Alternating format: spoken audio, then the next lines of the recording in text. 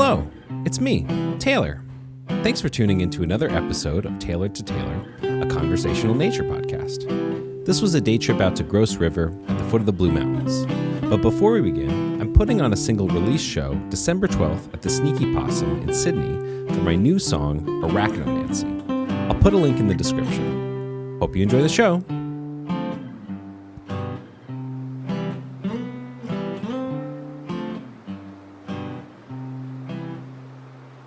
Today I'm driving to Grose Wold, which is a little too close to Grose World, but maybe I'm pronouncing something wrong. The original plan was to find the critically endangered purple copper butterfly out in Lithgow. The tiny population only appears in September and October, and I failed in my previous attempt to find one. But a 2-hour drive, a rainy forecast, and yesterday's hangover prevented any crossing of the Great Dividing Range. Hopefully I'll get my act together next spring for another expedition to the Central Tablelands searching for the elusive purple copper. Instead, I spun around another Cabbage Tree Road, a curious Sydney naming convention where cabbage, a plant I tend to think of as growing on the ground, and tree, a plant I tend to think of as growing away from the ground, are combined to denote a place name. See Cabbage Tree Bay in Manly. I passed a bulldozed hillside, dug out for planned community development, and later, on a lot with much less planning, a treehouse with more satellite dishes than AccuWeather HQ. I pulled into the Blue Mountains parking lot and slapped on sunscreen. Some chuckleheads were slamming yogurts by their mom's van. I repacked my bag, waiting for them to make their move. Water, GoPro, my camera, and a telephoto and macro lens. My first time dual wielding, benefiting from the luxury of using my own transport. The extended family went one way and then another, and I buckled up my pack and sauntered up the rocky road after the failings. I arrived without much ceremony at the top of a mountain. Peering over a sandstone cliff, I looked at another mountain across the way. Without much effort, and having only seen a notable swallowtail, it didn't feel like much of a climax. I wandered around the escarpment, pondering a miscommunication I'd had with a friend earlier, about this very trip. In winter, we planned to go camping and search for the purple copper together, but she picked up a yoga teaching gig that weekend, and plans dissolved. Later, in a rented Volkswagen in Queensland, we soft agreed to work around it, and I'd pick her up on the way.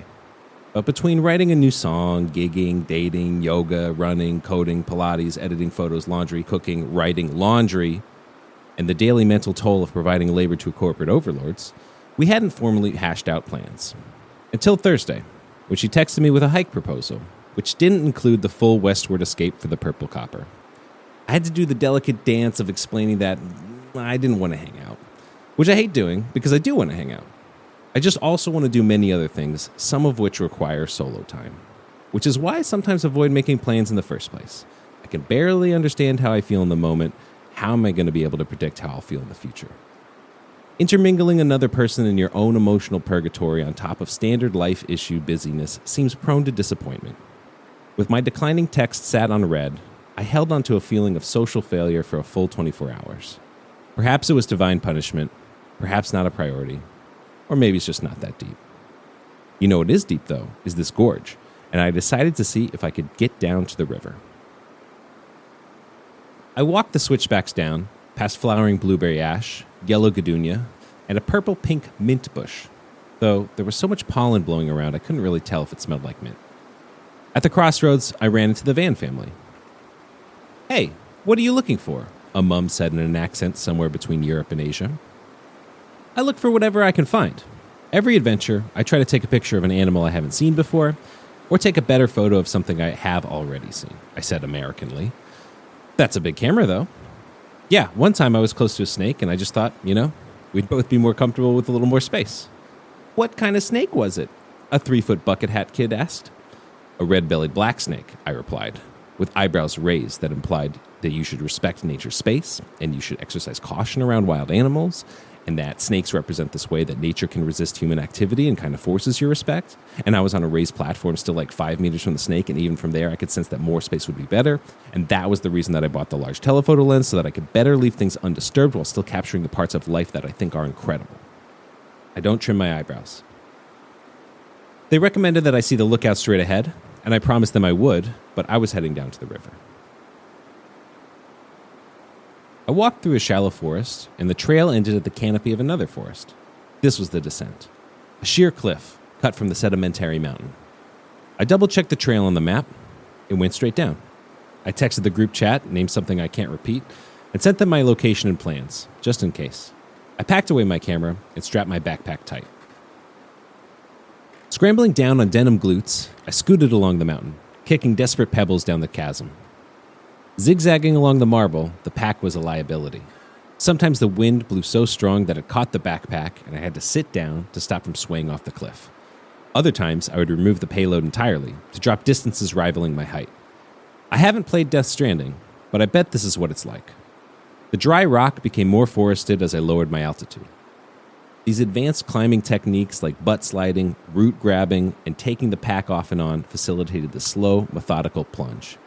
200 meters later, I was at the bottom of the canyon. The river valley was full of boulders and washed up foliage from the last flood. Matted brown grass wrapped around tall stones, and I tottered over the rocks into the sand. I poked around, taking photos of bugs and trying out my GoPro in the river. I didn't see anything with my new extra long stick. Oh well. You miss every shot you don't take dunking a stick into a river hoping to see a fish or something, I don't know. I meandered upstream, navigating the sandstone riverbank, and poked my head over a ridge. A snake-necked turtle peered back at me from the pool in the river. I never see a turtle. These Aussie natives use their long necks to snap up fish, and the eastern snake-necked turtles have the ability to release a smelly liquid when disturbed. So do I, but I don't have an exhibit in the Australian Museum about it. I snapped a couple pics before he sullenly dove back under the water, never to be seen again. I clambered down to the water, past pools of black turpentine tea, still distilling from the last time the waters rose 5 meters. On a readjustment of my rucksack, something caught my attention. In the periphery of my vision, a multi-limbed creature was crawling up my shoulder. Whatever it was too close to my face. I swung my pack down and with complete coordination and absolutely no yelling, brushed off the hitchhiker. It was an Australian garden orb weaver, a big gray spider whose web I probably crashed through a half hour ago. They're highly variable and can change color with each molt to fit the background they're blending into. They're not dangerous, but you generally try to avoid spiders on your face. Heart still racing, I slid down to the water's edge. An ominous solar-paneled green shed stood hidden on the other side of the river, revealing itself only after I disrobed. I splashed around in the water for a bit, encouraged by the slippery orange algae, which prevented any solid footing. As soon as I was in, though, rain started falling, and fearing never being dry again, I rounded up my things and packed up to pack out. I switched over to my macro lens, knowing the ascent would be blending the ground and the floor, making close-up shots a lot easier. At the foot of the mountain, I ran into the only other people I saw in the river valley, a dude and a gal who seemed like they were recently dating. The girl was an environmental scientist, and I made a joke that she shouldn't be working on the weekend. We do-si-doed around a root crag and wished each other well. The climb up was careful and steady, as before, but a little less nerve-wracking now that I'd been here previously. It was full-on mountain climbers, like that gym equipment I was too intimidated to use, because the moment you put your weight on it, the bars start moving, they're revolving endlessly. I think it's called a Jacob's Ladder. No blessings were deceitfully acquired in the scaling of this mountain. Back at the top, I still had a promise to fulfill from the van fam I'd met earlier. So I continued uphill to the lookout that isn't Vale of Avoca Lookout. I couldn't find the name of this one, but it's definitely a better lookout. I stared out across the vast wilderness, down the river where I was an hour before, and tried to make a panorama shot of the river. I found a cool jumping spider camouflaged against the rocks, but I was getting pretty hungry, and I left all my snacks in my car. Rookie mistake. I turned back east and headed to the car. On a trail labeled Waterboard Trail, which is not what I would name it, I heard some excessive chirping. 2 yellow puffballs sat squawking on a tiny sapling close to the ground. I thought this was weird. It was hard to tell that they were even 2 separate entities. I crept closer, and soon a paternal avian swiftly perched above. These were yellow-tufted honeyeaters, the mature bird much easier to recognize than the pale, malformed hatchlings. I stood at a distance with my telephoto lens documenting the scene. I found the bird's nest on the forest floor. They must have been blown out of their house in the high winds. I offered my photos for the insurance report.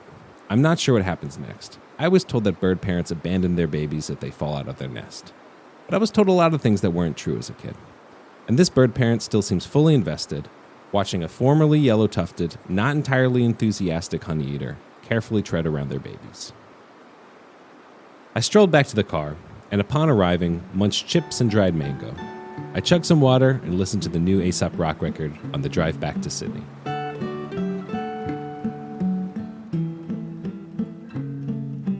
Thanks for listening to Tailored to Taylor. You can follow me on Instagram at Tailored to Taylor and Substack at Tailored to Taylor. I also put up the nature recordings in the background on Bandcamp at Tay Hikes. And if you're in Sydney, I'm putting on a single release show for my band Optimal Monopoly on December 12th at the Sneaky Possum. Come along! I'll play an acoustic set and then a short heavy metal set to debut my new song, Arachnomancy. Thanks again. Until next time.